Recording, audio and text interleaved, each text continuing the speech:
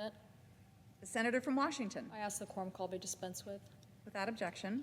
Madam President, I come to the floor because this week, hopefully, our House colleagues will be taking up legislation that they have named America Competes, and my colleague was just here on the Senate floor talking about the legislation we passed last year that we're glad our colleagues are finally addressing in the House of Representatives. I said gladly addressing, we're happy about that because between 1996 and 2015, federally funded research led to over $1 trillion in economic growth and millions of new jobs. So we know that when we invest, that we see a big return in our economy.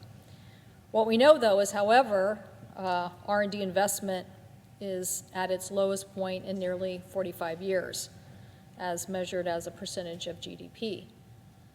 That's where we've been going, and the rest of the world isn't waiting. Overall, U.S. R&D spending places us ninth globally, behind advanced economies like South Korea, Japan, and Germany, and far below the fifth place ranking that we held in the 90s. So this is why we need to do something, and that's why we passed what was called the United States Innovation and Competition Act last year, and why we encouraged our colleagues to take it up. There is a competition for global leadership in technology in a range of areas: semiconductors, manufacturing, artificial intelligence, low Earth orbit satellites. And there are countries that are very eager to make investments to try to capture those jobs that I mentioned come as a result of investment in technology.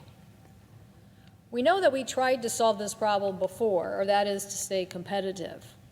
We passed an America Competes Act in 2007, and we passed one in 2010. And we were trying to stay competitive with changing economies and the information age that we now live in. These acts were intended to double the key research accounts at the National Science Foundation and the Department of Energy. But unfortunately, the appropriations authorized did not materialize. In large part, we had a 2008 recession and subsequent fiscal sequestration, and we reduced the NSF and DOE budgets. So we had the right idea. We had a year or so of activity that really tried to get us on the right track, and then fiscal issues put us behind. So job openings today and the opportunities for us to grow our economy by making this investment are just monumental. And that is why we hope that this is a bipartisan effort by the Senate and ultimately a bipartisan effort by the House to come together to make the investments to help fill these jobs of the future. Job openings in computer science occupation are expected to exceed 1 million in the next few years, nearly 400,000 just in the area of cybersecurity alone. The Wall Street Journal reported that planned growth in the U.S. semiconductor industry will require up to 90,000 more workers by 2025. 90,000 more workers just in that one sector, and these are very well-paying jobs. According to the National Science Board, the only way that the United States can fill the gaps in these STEM workers is to double the number of women in STEM workforce and double the number of other unrepresented minorities in these jobs, and that is exactly what we're trying to do with this legislation. Our manufacturing sector, which we have a very large manufacturing sector in the Northwest, driven by aerospace, but other forms of transportation, and it also includes small and medium-sized manufacturing. But one organization estimated that it will take up to $250 billion over 10 years to help us upgrade our existing infrastructure in manufacturing and equipment to be competitive. So that means we must do our part. Many of these industries will do their part, but on the R&D side, we must continue to do our part. Other countries are investing heavily. The semiconductor advanced manufacturing facilities, which are very, very expensive to build. We just heard of a major announcement by Intel a few weeks ago about their investment in the state of Ohio. These facilities can cost $30 billion over 10 years, including $20 billion in just the capital expenses. Other countries are making huge investments to help build cheaper foundries, anywhere from 30 to 50% of the investment in Asia. So as a result, over the last several decades, the United States has lost a big share of what they had in the semiconductor manufacturing chip sector, going from about 37% of the market for production from the US down to 12% today. So the United States must respond, and we must continue to make investments in these sectors. My colleagues, as we had this floor debate, will remember we talked about a $52 billion investment, an enormous amount of money.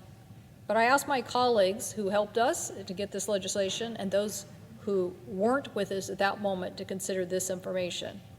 The semiconductor shortage cost vehicle manufacturers just in 2021 $210 billion. 1 year, our shortage cost us $210 billion. So I think making this investment in chip production in the United States is critical. It's time we try again with our House colleagues. It's time that we engage in a bipartisan legislative process to get this legislation to the President's desk. I know the House will consider many amendments on Friday when they're supposed to take up this bill. We in the Commerce Committee had over 230 amendments filed. We approved 130 amendments. We had a 6-hour markup. We had a healthy debate on amendments. And then the Senate proceeded to an open floor debate, and hundreds of amendments were filed here on the Senate floor. So I encourage our colleagues in the House to have their amendments, to consider these ideas, and come to an effort with us to get this legislation passed. We know that this would be the largest 5-year commitment to public R&D in our nation's history. We need it for the job growth. We need it to stay competitive. This legislation would also make a $15 billion investment in growing and diversifying that STEM workforce. As I said, given the large amount of job openings in this sector, we're not going to find the people to take them unless we are diversifying our workforce. This would establish a Senate-confirmed position on improving STEM diversity and make sure that NSF and the investments we would make would help us not only assure diversity, but geographic diversity within the United States.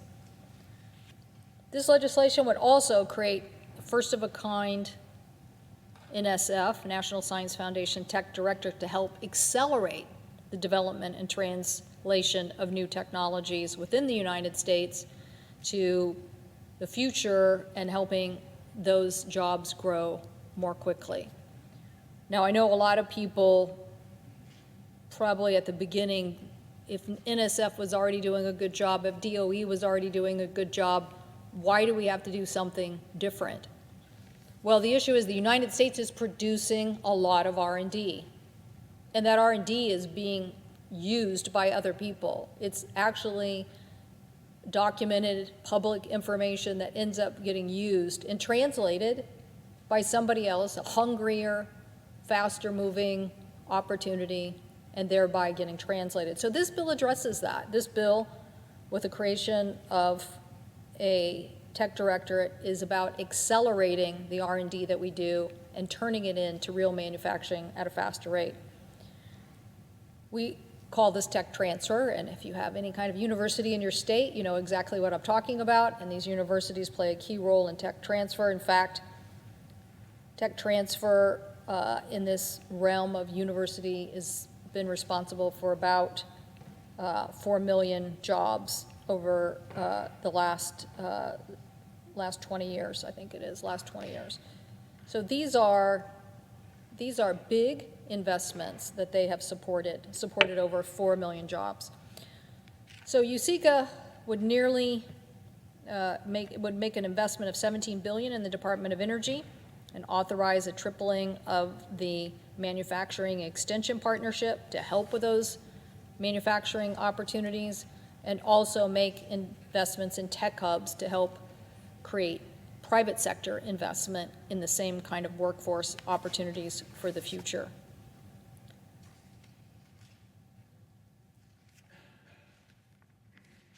As I mentioned, Madam President, the announcement by Intel in Ohio to build a new foundry and the expensive cost of building a new foundry was interesting news because it wasn't in the same places that investments in chip fabrication has been done so far. And yet the CEO of the company said, if we pass this legislation, there could be $100 billion in investment. That's important because we have to understand how important chip fabrication is, semiconductors are, to the information age that we live in today. How important it is that we not lose market share any lower than 12%, and we actually start going back in the other direction so that we can grow these jobs in the future. So I just want to emphasize, there is a lot to agree on with our House colleagues. Both bills call for a $52 billion investment in semiconductor industry. Both bills call for major investment, about $160 billion in critical R&D agencies like the National Science Foundation and the Department of Energy. Both bills recognize the need to invest in creating tech hubs and making investments in the domestic supply chain. Both bills call for growing diversity of our STEM workforce to meet workforce gaps. Both bills attempt to address disparities in our trade and research policy that I was just mentioning, trying to not let people just grab the R&D the United States does and translate that, but make sure that we have strong laws in preventing intellectual property theft where it occurs and making investments in American businesses. And we know that there are other provisions that we will be able to agree on as well. So with our investment in R&D reaching a 45-year low, now is the time to grow our economy, Madam President. I hope our colleagues in the House will join in a bipartisan effort. We stand ready in the Senate to join a serious discussion to get this legislation onto the President's desk and grow these jobs, very important economic opportunity for the United States, and continue our leadership. I thank the President, and I yield the floor. Madam President.